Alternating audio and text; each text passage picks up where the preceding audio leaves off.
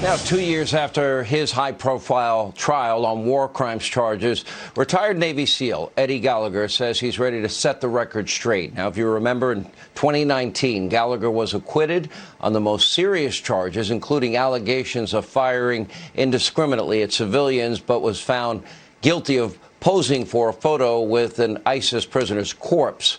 Well, his brand new book, Amazon.com, Hannity.com, bookstores everywhere. It's called The Man in the Arena, offers new details, his side of the story. Joining us to explain, Eddie Gallagher, along with his wife, Andrea.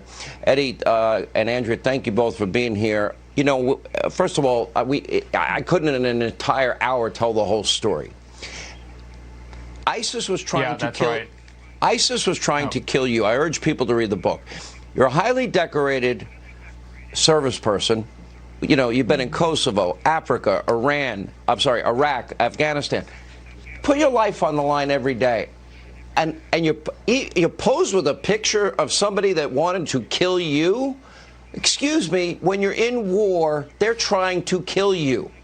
I never understood that part. What do you want the American people to know that they don't know that the media mob falsely told them?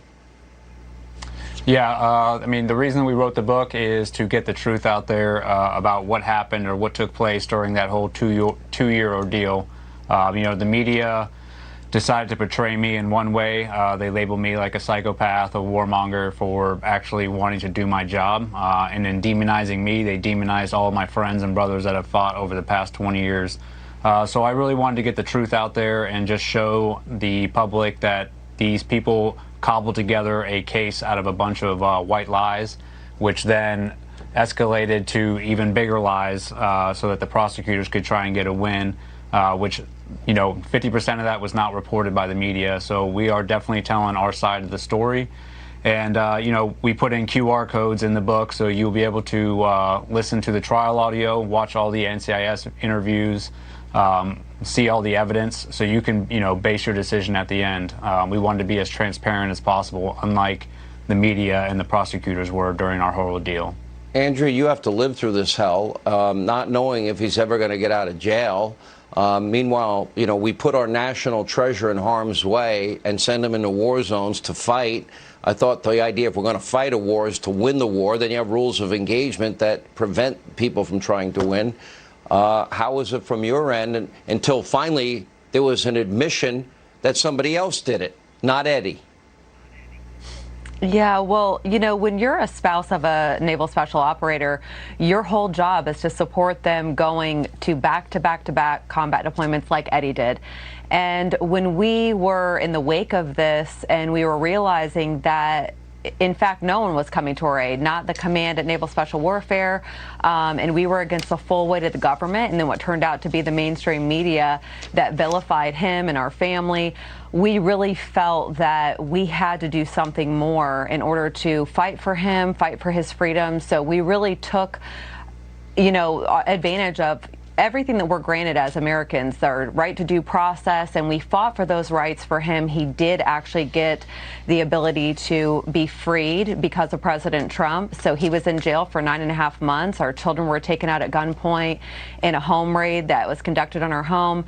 It's really a homegrown terror situation that we suffered, and now we're telling that side of the story that very few people know what all we went through in order to just fight for him and get him the chance to have a fair trial. And Eddie, and both of you, I would say, I urge people to get this book because, you know, you spent 9 months of your life in jail and you were putting your life at risk for your country. This can't happen anymore, Eddie. And I know you had champions like my buddy Bernie Kerik and people like President Trump came to your aid.